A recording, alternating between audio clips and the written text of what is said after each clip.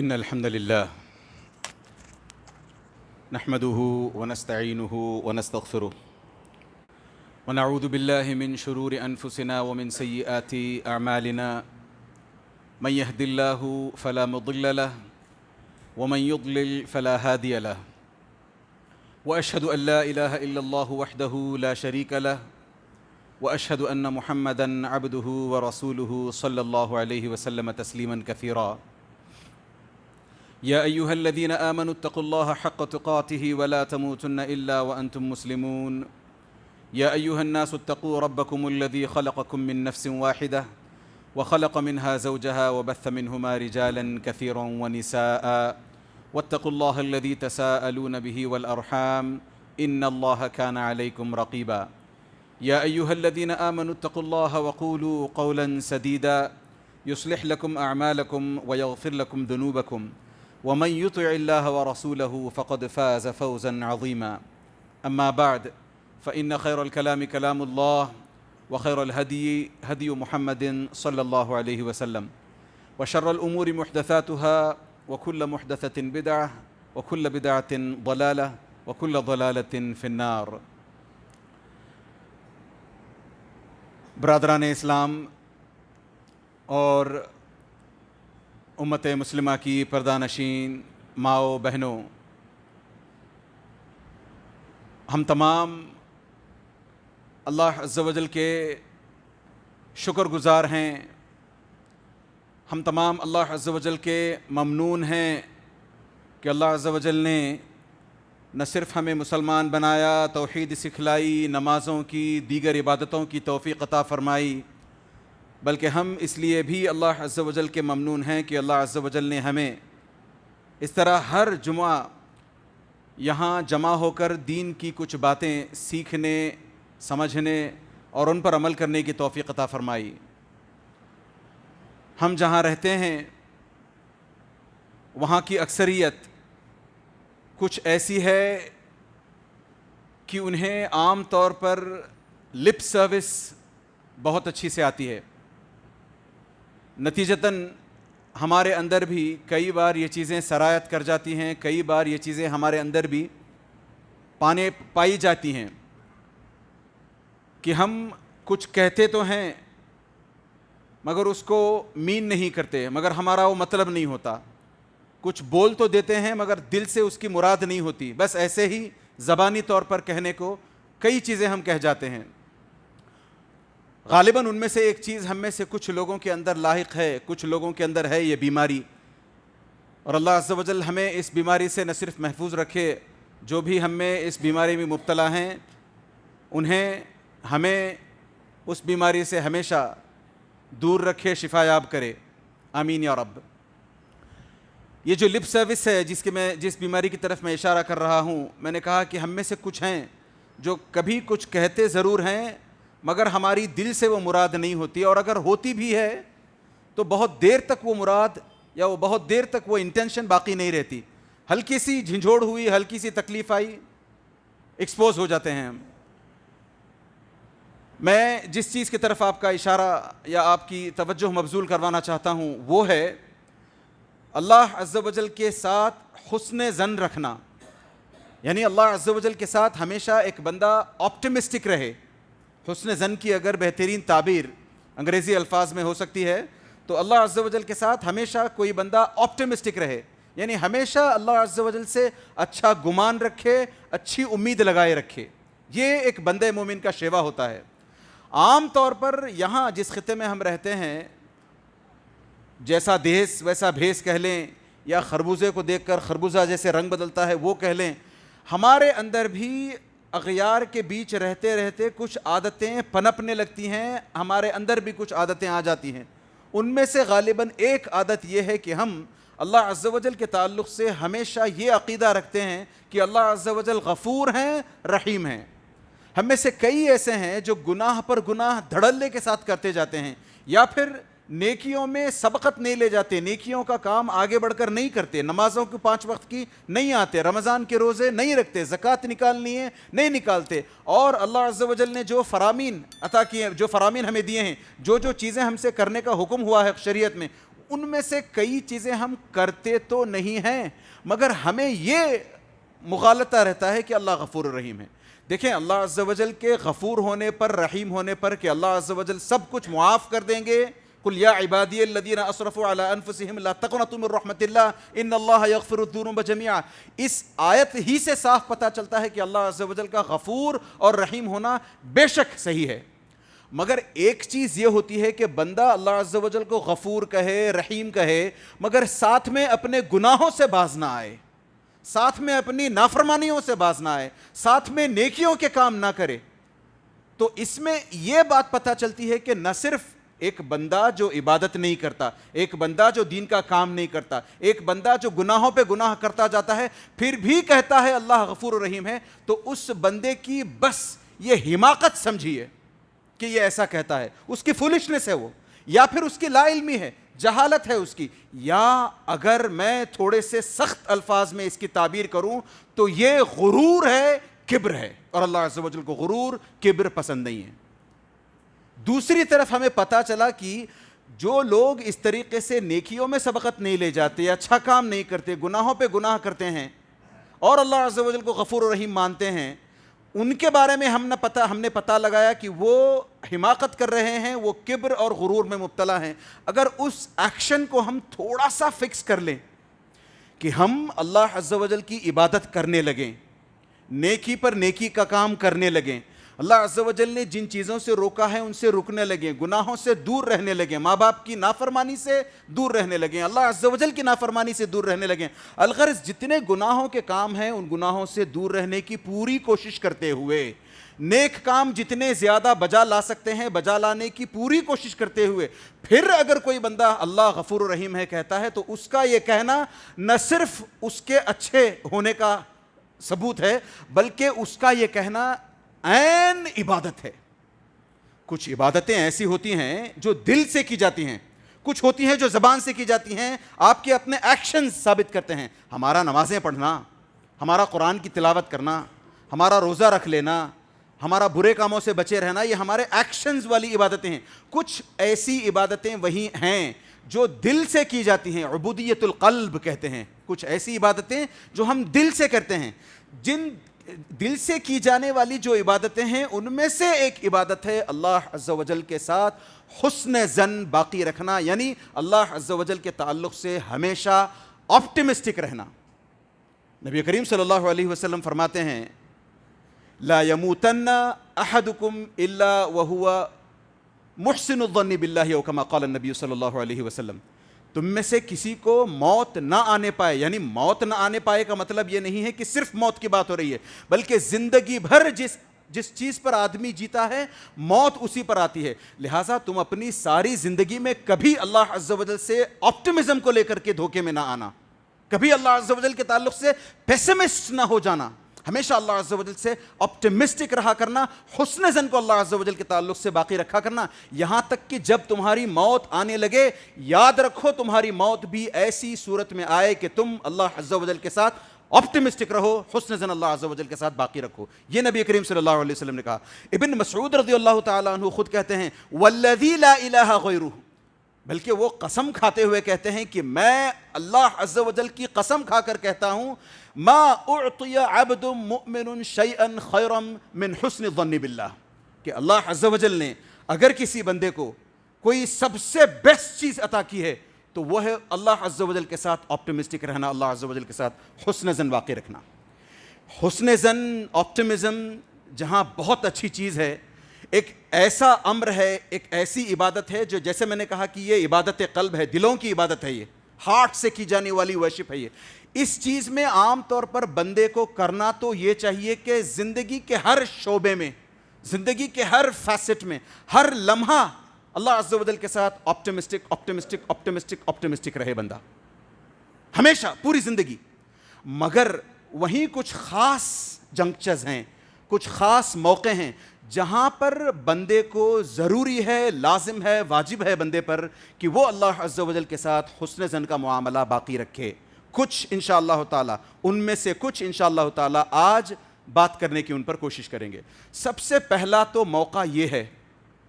کہ اگر کوئی بندہ کسی گناہ میں مبتلا ہو، کوئی بندہ ہے جو ریپیٹڈلی کوئی گناہ کا کام کرتا ہو، ایسے بندے سے اگر آپ جا کر کے پوچھیں، کئی ایسے بندے آج کی سوسائٹی میں مل جائیں گے آپ کو،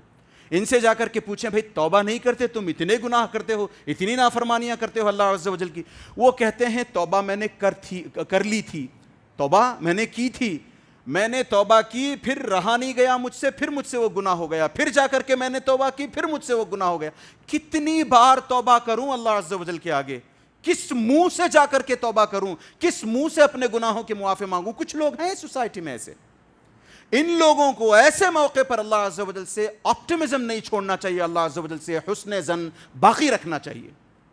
ورنہ عام طور پر دیکھیں آپ، مایوسی نہ صرف کفر ہے بلکہ شیطان کو مایوس کن اس لیے کہا گیا۔ شیطان کا دوسرا نام کیا ہے؟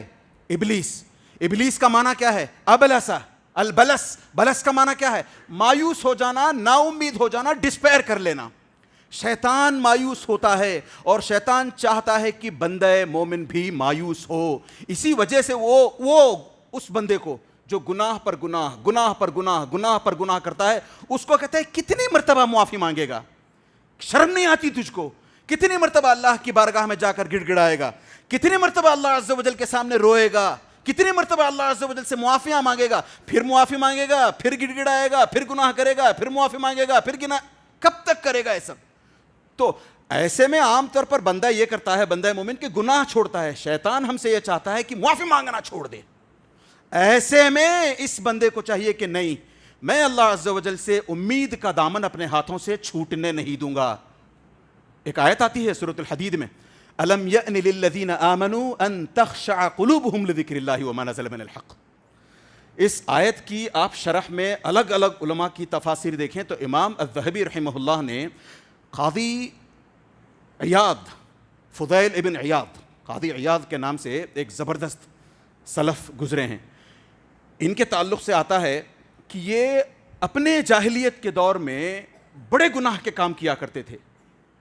آپ تصور بھی نہیں کر سکتے ایسے گناہ کے کام ان سے کبھی ہوا کرتے تھے۔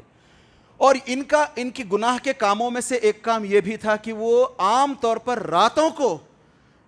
گھروں کے چھتوں پر جا کر کے وہاں سے چھتیں پھلاند کر کے چوریاں کیا کرتے تھے۔ ایک روایت میں آتا ہے کہ اپنی جو ان کی محبوبہ تھی، معشوقہ تھی، اس سے ملنے کے لیے انہیں گھروں کی چھتیں پھلاند کر کے اپنے اس گھر میں جانا ہوتا، گندگی والا کام کرنے کے لیے۔ تو ایک بار کا واقعہ ہے کہ یہ ایک مرتبہ ایسے ہی رات دیر گئے، پتہ نہیں 1 بجے 2 بجے کبھی رات کو چھتیں پھلانتے ہوئے اس گھر تک پہنچنے کی کوشش کر رہے ہیں جہاں معشوقہ ہے، یا اس گھر تک پہنچنے کی کوشش کر رہے ہیں جہاں انہوں نے چوری کرنی ہے۔ تو راستے میں، اوپر کے راستے میں، یعنی چھتوں کو پھلانتے ہوئے، چھتیں کراس کرتے ہوئے، کسی نے تہجد کی نماز وہاں پر جاری رکھی تھی، کوئی تہجد کی نماز پڑھ رہا تھا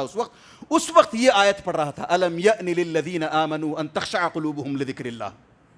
ان کے کانوں سے یہ بات ٹکرائی، یہ آیت ٹکرائی، وہ گزرتے جا رہے ہیں، کسی نے بڑی پیاری خوبصورت آواز میں قرآن کی تلاوت جاری رکھی ہے، وہ کہتا ہے الم یأن للذین آمنوا ان تخشع قلوبہم لذکر اللہ۔ مطلب یہ ہے اس کا کہ کیا ابھی ان لوگوں کے لیے وقت نہیں آیا جو ایمان کا دعویٰ کرتے ہیں، جو اپنے آپ کو مسلمان کہتے ہیں، کیا ان لوگوں کے لیے ابھی وقت نہیں آیا کہ اللہ عز و جل کی آیات سے ان کے ڈر، ان کے دل لرز اٹھیں، کانپ اٹھیں؟ فوراً سکتے میں آ گئے، فوراً رک گئے، کہا ہاں میرا بھی دل لرزنے لگا ہے، میں یہ سب چھوڑ دوں گا، میں آئندہ سے بالکل، فوراً لوٹتے ہیں۔ اور لوٹنے کے بعد آج آ جائیں، امام ذہبی رحمہ اللہ نے سیر اعلام النبلاء میں ان کو جگہ دی ہے۔ اتنے بڑے ہمارے سلف بنتے ہیں، یہ اتنی بڑی ان کی ہستی ہے، ان کے تعلق سے کسی دن 10-15 منٹ بڑی آسانی سے بات ہو سکتی ہے، اتنی ان کے تعلق سے اچھائیاں آتی ہیں۔ تو کیسے انہوں نے اس وقت بھی، جبکہ انہوں نے اتنا گناہ کر لیا تھا، اتنے جرائم کر لیے تھے، آپ اندازہ بھی نہیں کر سکتے، جیسے میں نے کہا، اس وقت بھی جب ان کے سامنے قرآن کی یہ آیت پڑھی گئی تو پلٹ گئے۔ تو پتہ چلا کہ اگر ہم میں کوئی ایسے ہیں جو گناہ پر گناہ، آج کل کے نوجوان، خاص طور سے نوجوان لڑکیاں لیسبینزم کا شکار اور نوجوان لڑکے گیئزم کا شکار، نہ جانے اور کتنی اس طرح کی مصیبتوں میں پڑے ہوئے ہیں۔ ان کو کبھی نا امید نہیں ہونا چاہیے، پیسمسٹک نہیں ہونا چاہیے۔ یہ لوگ یہاں پر سوچے کھڑے ہو کر کے کہ اگر میں ایک مرتبہ، جیسے قاضی فضیل بن عیاض پلٹ کر کے جاتے ہیں اللہ عز و جل کی طرف. میں بھی اپنا رخ اللہ عز و جل کی طرف کروں, میں بھی قرآن کو پڑھنا شروع کروں, میں بھی احادیث کی تعلیمات کو حاصل کرنا شروع کروں, میرا بھی دل لرز اٹھے گا. عام طور پر ہمارے ساتھ ہوتا یہ ہے کہ ہم جہاں دعویٰ کرتے ہیں اللہ عز و جل کے غفور و رحیم ہونے کا, ہم میں سے کئی ہو سکتا ہے دعوے میں سچے بھی ہوں, مگر ہلکی سی پریشانی کیا آ جاتی ہے, دعویٰ کھوکھلا ثابت ہوتا ہے. ہلکی سی پریشانی کیا آ جاتی ہے, ہمارا ایمان گویا ہمارا نفاق دوسرے معنوں میں ایکسپوز ہو کر رہ جاتا ہے. تو ایسے میں ہمیں سوچنا چاہیے کہ ہم قرآن اور حدیث سے جڑیں گے انشاءاللہ تعالیٰ, تو ہمارے دلوں میں بھی وہ لرزہ پیدا ہوگا, ہم بھی نیک سے نیک تر بننے کی کوشش کر سکتے ہیں. اللہ عز و جل سے مایوس, اللہ عز و جل سے نا امید نہ ہوں. وہی دوسرا ایک موقع جب کسی بندے کو اللہ عز و جل سے کبھی مایوس نہیں ہونا چاہیے, وہ ہے دعائیں کرتے ہوئے. ہم میں سے کئی ہیں, بلکہ میں کہوں اہدنا الصراط المستقیم صراط الذین انعمت علیہم غیر یہ کتنے نہیں پڑھتے ہم لوگ؟ کم از کم 17 مرتبہ روزانہ کے پڑھتے ہیں, فجر میں, ظہر میں, صرف فرض نمازوں کی بات کر رہا ہوں. 17 مرتبہ کم از کم روزانہ ہم اہدنا الصراط المستقیم. مطلب کیا ہے اس کا؟ اے اللہ عز و جل مجھے سیدھے راستے پر چلا, مجھے سیدھا راستہ دکھلا, مجھے ہدایت عطا فرما تاکہ میں سیدھے راستے پر چل سکوں. مگر پھر بھی ہماری ہدایت ہوتی نظر نہیں آتی, پھر بھی وہی ڈھاک کے 3 پات, پھر بھی وہی غلطیوں پر مصر, پھر بھی گناہوں پر مصر, پھر بھی عبادتوں سے دور. کیوں؟ کیونکہ دعا کرتے ہوئے ہم ایقان نہیں لاتے, اپنے دعاؤں میں یقین نہیں کرتے. ہمیں یقین نہیں ہوتا کہ اللہ عز و جل ہماری دعائیں قبول کریں گے, جبکہ نبی کریم صلی اللہ علیہ وسلم نے کہا ادعوا اللہ وانتم موقنون بالاجابہ, کہ اللہ عز و جل کہ اللہ عز و جل سے تم جب مانگنے لگو تو ایسے مانگو کہ تمہیں سرٹن ہو, تمہیں پکا یقین ہو کہ اللہ عز و جل مجھے وہ چیز دے کر رہیں گے. میں اس طرف آپ کا اشارہ, آپ کی توجہ لے جاؤں جو ہلکے سے آپ کو پتہ ہے پہلے سے کہ 3 طریقے سے دعائیں قبول ہوتی ہیں. میں اس میں ڈیٹیل میں جانا نہیں چاہتا. دعا یا تو قبول ہوتی ہے, یا اس کے حساب سے کوئی بلا ہو, کوئی مصیبت ہو, وہ ٹل جاتی ہے, یا پھر دعا ذخیرہ بنائی جاتی ہے. میرے پاس وقت نہیں ہے. تو بتانے کا مقصد یہ ہے کہ دعاؤں میں جب تک ہم اپنا تیقن پیدا نہیں کرتے, خود سیلف کانفیڈنس جسے کہتے ہیں, اپنے اوپر یقین, سرٹنٹی کے ساتھ دعا کرنا, جب تک ہم سرٹنٹی کے ساتھ دعا نہیں کریں گے, کہاں ہماری دعائیں قبول ہوں گی, کہاں ہماری دعائیں قبول ہوں گی. میں آپ کے سامنے ایک قصہ رکھتا ہوں, صحیح بخاری کا قصہ ہے. زبیر ابن عوام رضی اللہ عنہ عشرۃ المبشرہ میں سے ہیں. یہ زبیر ابن عوام, ان کے تعلق سے ایک خاص بات آتی ہے, صحیح بخاری میں ہے یہ بات, جا کر کے دیکھیں آپ. ان کے تعلق سے ایک خاص بات آتی ہے. یہ نا لوگوں کے بڑے امانت دار انسان تھے. کئی لوگ ان کے پاس اپنا مال لا کر کے رکھ کر جاتے تھے بطور امانت, کہ یا زبیر ہم یہ پیسہ, یہ دولت, یہ سونا, یہ چاندی, یہ دینار, یہ درہم آپ کے پاس رکھ کر جاتے ہیں, ہم فلاں سفر پر جا رہے ہیں, فلاں جگہ جا رہے ہیں, یا ہمارا گھر سیف نہیں ہے, جو بھی ریزنز آپ سوچ لیں, کئی ریزنز کے چلتے لا کر کے ان کے پاس سامان اپنا رکھ کر جاتے تاکہ واپس بعد میں جب ضرورت ہو آ کر لے لیں. امانت کے ساتھ رکھنا ہوتا ہے اس چیز کو. زبیر ابن عوام کی جو خاصیت تھی آج کے ہمارے عام نوجوانوں کی وپریت, بالکل اپوزٹ. زبیر ابن عوام کیا کرتے؟ اچھا میں ایک ہلکا فقہی مسئلہ یہاں پر بتاؤں. اس طریقے سے اگر کوئی بندہ آپ کے پاس آپ کو امین سمجھتے ہوئے, آپ امانت دار ہو, آپ امانت میں خیانت نہیں کرو گے, کسی کی امانت کو آپ باقی رکھو. اچھا یہ صرف امانتیں یاد رکھیں, سونا چاندی زیور لتا پیسہ کی شکل میں نہیں. کوئی بندہ آپ کو آ کر کے اپنی کوئی بات بتا کر جائے, اس کا بھی آپ کو امین ہونا پڑتا ہے. ہم میں سے کتنے ایسے ہیں, کوئی بندہ آپ کو آ کر کے بات بتا کر جاتا ہے, المسلمون علی شروطہم, ہونا تو یہ چاہیے کہ ڈیفالٹ, بائی ڈیفالٹ ہم اس کی بات کو کسی اور تک نہ کہیں. ہم یہ کہتے ہوئے, دیکھو میں ان کی غیبت کرنا نہیں چاہتا, یہ کہتے ہوئے, یا انہوں نے کہا تھا کہ مت بتاؤ مگر میں پھر بھی آپ کو بتا رہا ہوں, یہ ہم ہیں. ہاں تو میں آگے بڑھتا ہوں. تو زبیر ابن عوام کی عادت یہ تھی, اچھا فقہی مسئلہ بتا رہا تھا میں, کہ اگر کوئی بندہ اس طریقے سے آپ کے پاس کوئی امانت لا کر چھوڑے اور آپ نے پوری کوشش کی اس امانت کو, اس کی حفاظت کرنے کی, پوری کوشش سے حفاظت کی آپ نے, اس کے باوجود بھی اگر قدر اللہ وما شاء فعل وہ امانت چوری ہو جاتی ہے, تو آپ پر اس کا وبال نہیں ہے, آپ اس کے ضامن نہیں ہو کہ اب آپ یہاں سے وہاں سے ایسے ویسے کر کے, نہیں, آپ بس اس کے سامنے معذرت چاہ لو, میں نے پوری, اچھا اس میں پھر ڈھونگ نہیں ہونا چاہیے,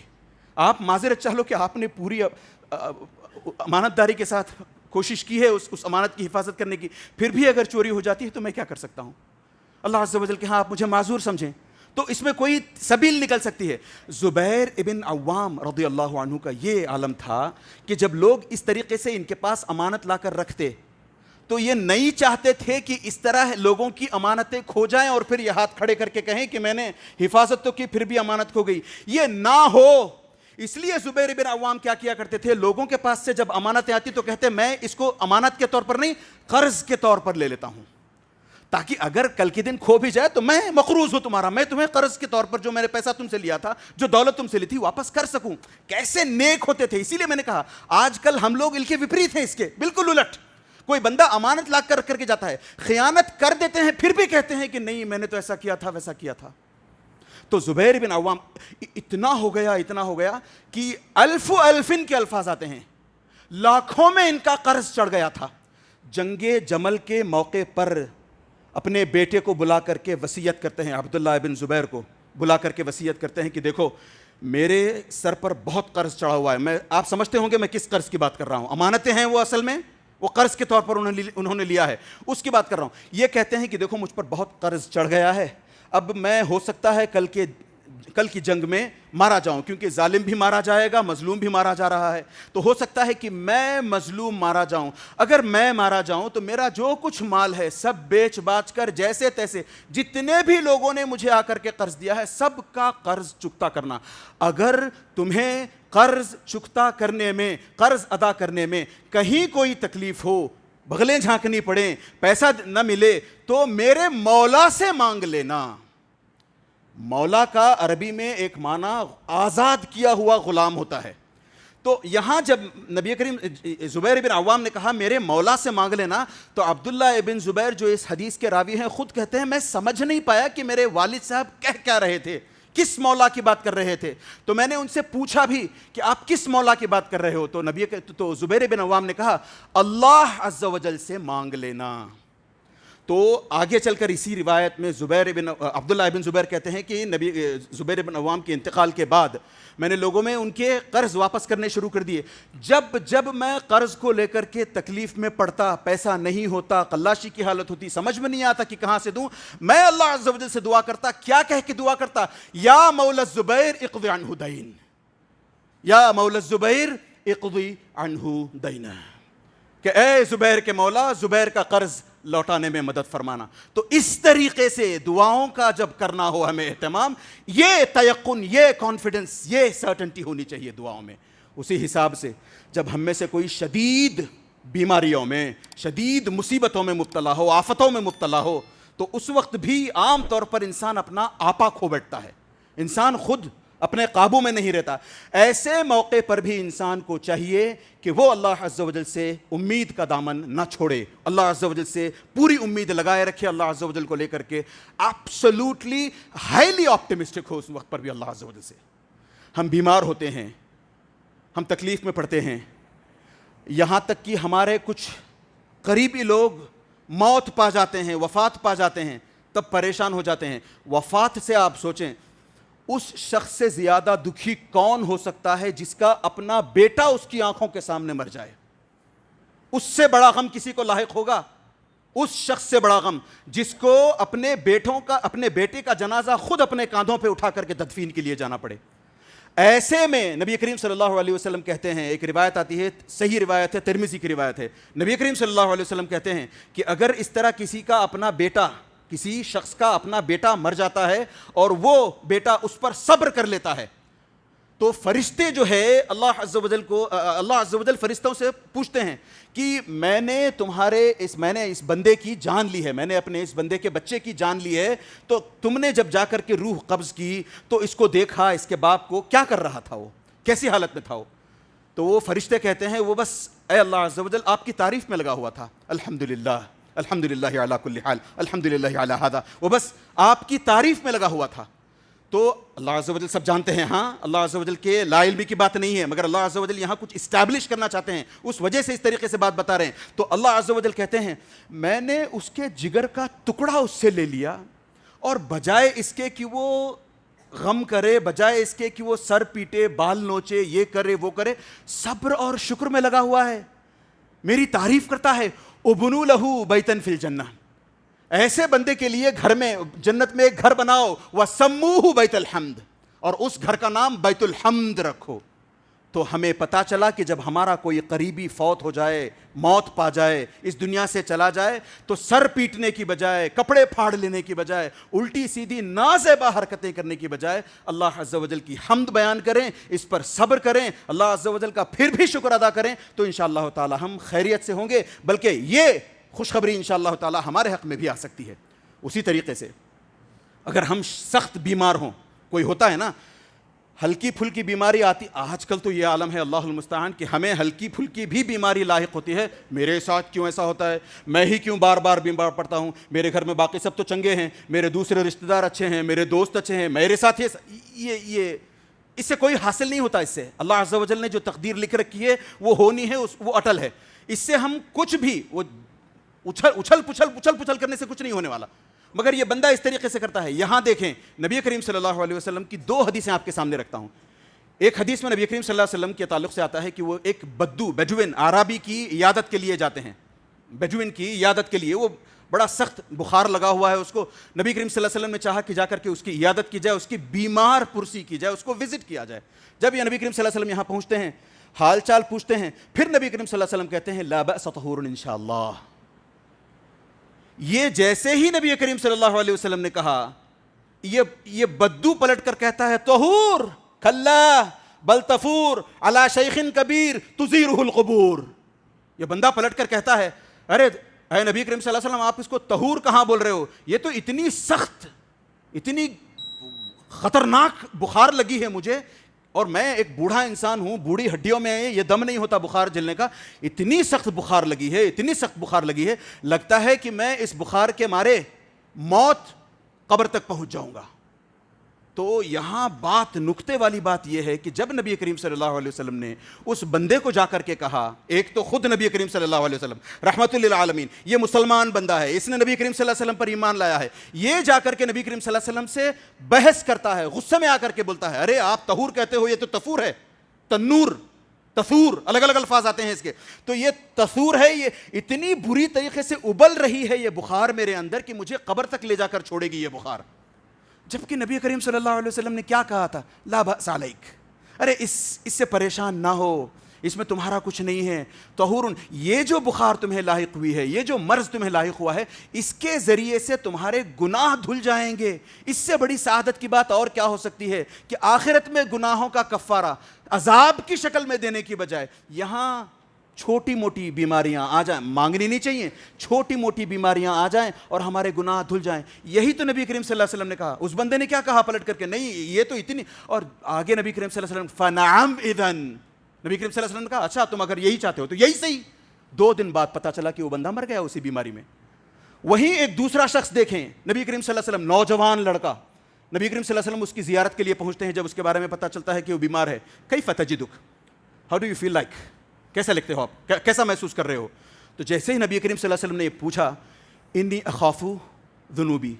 انی ارجو اللہ و انی اخاف ذنوبی، وہ بندہ پلٹ کر کہتا ہے، بلکہ صحابی ہیں وہاں، وہ پلٹ کر کہتے ہیں کہ میں اللہ عز و جل میں بہت امید لگائے ہوئے ہوں، ہاں مجھے اپنے گناہوں کا بھی برابر ڈر ہے کہ میں نے گناہ کیے ہیں، ہو سکتا ہے ان گناہوں کی پکڑ ہو جائے، وہیں مجھے اللہ عز و جل کی ذات سے بڑی امید لگی ہے، میں اللہ عز و جل کو لے کر بڑا آپٹمسٹک ہوں۔ تو نبی کریم صلی اللہ علیہ وسلم نے کہا لا یجتمعان فی قلب مؤمن، ایسی 2 حالتیں، یعنی ایک طرف بندہ ڈرا بھی ہوا ہے، دوسری طرف بندہ اللہ عز و جل سے امید بھی لگائے ہوئے ہے، ایسی حالت میں اگر کسی بندے کی موت آ جاتی ہے، 2 کی 2 چیزیں ایک ہی دل میں اس ایک وقت میں جمع ہو جاتی ہیں، تو اللہ عز و جل اس کو وہ عطا کر دیتے ہیں جس کی اس نے امید لگائی ہے، اور اس سے وہ نکال لیتے ہیں جس کا اسے ڈر ہے۔ اس کو اپنے گناہوں کا ڈر تھا، گناہ مٹ جائیں گے، اس کو جنت کی امید ہے، اس کو اللہ عز و جل سے ملاقات کی امید ہے، اللہ عز و جل سے انشاءاللہ ملاقات کریں گے۔ تو یہ ہوتا ہے جب ہم بیمار ہوں، جب ہم پریشان ہوں، اس طریقے سے سٹ پٹا جانے کی بجائے ان احادیث کا مطالعہ کریں، ان احادیث سے سبق لینے کی کوشش کریں، اور یہ پتہ کرنے کی کوشش کریں کہ ایسے میں بھی کیسے اللہ عز و جل کے تعلق سے حسن ظن باقی رکھا جا سکتا ہے۔ اللہ سے دعا کریں کہ اللہ عز و جل جب تک ہمیں اس دنیا میں رکھے، اللہ عز و جل کے ساتھ حسن ظن باقی رکھے۔ ہم نے 3-4 باتوں پر بات کر لی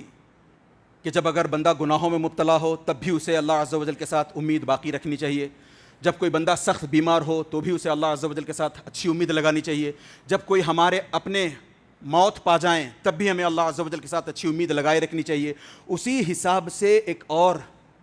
یہ بھی ہم نے دیکھا کہ دعائیں کرتے ہوں تو جب اللہ عز و جل سے اچھی امید لگانی چاہیے. وہیں ایک اور موقع جب ہم دیکھیں کہ ہمارا اپنا کوئی اپنا یا کسی کے بھی پاس چلے جائیں, دوست ہوں, پہچان والے ہوں, رشتہ دار ہوں, ماں باپ ہوں, جو بھی ہوں, جب دیکھیں آپ کہ وہ اپنے ڈیتھ بیڈ پر ہیں, بستر مرگ پر ہیں, اب تب میں ان کی جان جایا چاہتی ہے, ایسے موقع پر عام طور پر ہم لوگ یہ کرتے ہیں, کرنا بھی چاہیے, ان کے بازو بیٹھ کر کے ان کو لا الہ الا اللہ لا الہ الا اللہ بولنے کی تلقین کرواتے رہتے ہیں. یہ اچھی چیز ہے بالکل. نبی کریم صلی اللہ علیہ وسلم نے خود نے کہا لقنوا موتاکم بلا الہ الا اللہ کما قال نبی صلی اللہ علیہ وسلم, کہ اپنے جو مرنے والے ہیں ان کو لا الہ الا اللہ کی تلقین کرو. مگر کئی دفعہ آپ نے دیکھا ہوگا ایسا ہوتا ہے کہ کچھ کو لا الہ الا اللہ نصیب نہیں ہوتی, کئیوں کو ہو جاتی ہے. کئی لوگ اللہ کا بڑا فضل ہوتا ہے کہ لا الہ الا اللہ اس وقت کہہ لیتے ہیں, مگر کچھ ایسے بد نصیب بھی ہوتے ہیں جو لا الہ الا اللہ اس وقت ہزار کوششوں کے باوجود بھی کہہ نہیں پاتے. ان کے لیے ایک چھوٹی سی نصیحت یہاں پر یہ ہے کہ بجائے اس کے کہ ہم سیدھے جا کر کے ان کے بازو بیٹھ کر کے لا الہ الا اللہ بولو لا الہ الا اللہ بولو یہ بولنے کی بجائے اللہ عز و جل کے تعلق سے ان کے دل میں حسن ظن پیدا کروائیں, ان کو یاد دلائیں کہ ان پر اللہ عز و جل نے ان کی اپنی ساری زندگی میں کیا کیا انعامات کیے ہیں, کیسے کیسے فضل اللہ عز و جل نے کیے ہیں, کیسی کیسی پریشانیوں سے اللہ عز و جل نے انہیں باہر نکالا ہے, کیا کیا نعمتیں اللہ عز و جل نے انہیں عطا کی ہیں. یہ جب بندے کے دل میں آ جائے موت کے وقت پر تو اللہ عز و جل سے اس کی حسن ظن, اللہ عز و جل سے اس کی آپٹیمزم, اللہ عز و جل سے اس کی امید بڑھ جاتی ہے. جب اس وقت ہم کہیں گے کہ اب آپ کہیں لا الہ الا اللہ, شاید ہم میں سے کئیوں کو یہاں پر کہنے کی بھی ضرورت نہیں ہوگی. وہ اللہ عز و جل کے تعلق سے اس کے سینے میں حسن ظن کی سمندر کی اتنی موجیں تیش میں آ رہی ہوں گی کہ وہ شاید خود بخود باذن اللہ لا الہ الا اللہ کہہ جائے. تو اللہ سے دعا کریں کہ اللہ عز و جل جب تک ہمیں زندہ رکھے لا الہ الا اللہ پر زندہ رکھے, جب تک ہمیں زندہ رکھے اللہ عز و جل حسن ظن ہمارا اللہ عز و جل کے تعلق سے باقی رکھے, ہمارے اپنے تعلق سے اللہ عز و جل ہمیں ہمیشہ سوء ظن میں مبتلا رکھے. پتہ چلا کہ جس دن ہم نے اپنے تعلق سے حسن ظن پیدا کر لیا کہ میں بھی کچھ ہوں تو ہم ڈوم, وہاں پر شاید ہماری قیامت ہو. اللہ عز و جل ہمیشہ ہمیں نیک بنائے رکھے, ہمیشہ ہمیں ایک بنائے رکھے. اللہ عز و جل ہم میں سے وہ جو بیمار ہیں ان کو شفایاب فرمائے, وہ جو بیماری سے ایسی بیماری سے جوجھ رہے ہیں جو لا علاج ہے, ٹرمینل النس جسے کہتے ہیں, اگر ویسی بیماری سے جوجھ رہے ہیں تو اللہ عز و جل ان کے زبانوں پر ان کی کلمہ توحید جاری فرمائے, اور اللہ عز و جل ہم تمام کا خاتمہ حسن خاتمہ فرمائے. آمین. ان اللہ و ملائکتہ یصلون علی النبی یا ایھا الذین آمنوا صلوا علیہ وسلموا تسلیما. اللهم صل علی محمد وعلی آل محمد کما صلیت علی ابراہیم وعلی آل ابراہیم انک حمید مجید. اللهم بارک علی محمد وعلی آل محمد کما بارکت علی ابراہیم وعلی آل ابراہیم انک حمید مجید. عباد اللہ رحمنی ورحمکم اللہ, ان اللہ یأمر بالعدل والإحسان وإیتاء ذی القربى وینہی عن الفحشاء والمنکر والبغی یعظکم لعلکم تذکرون. اذکروا اللہ یذکرکم وادعوہ یستجب لکم ولذکر اللہ اکبر واللہ یعلم ما تصنعون.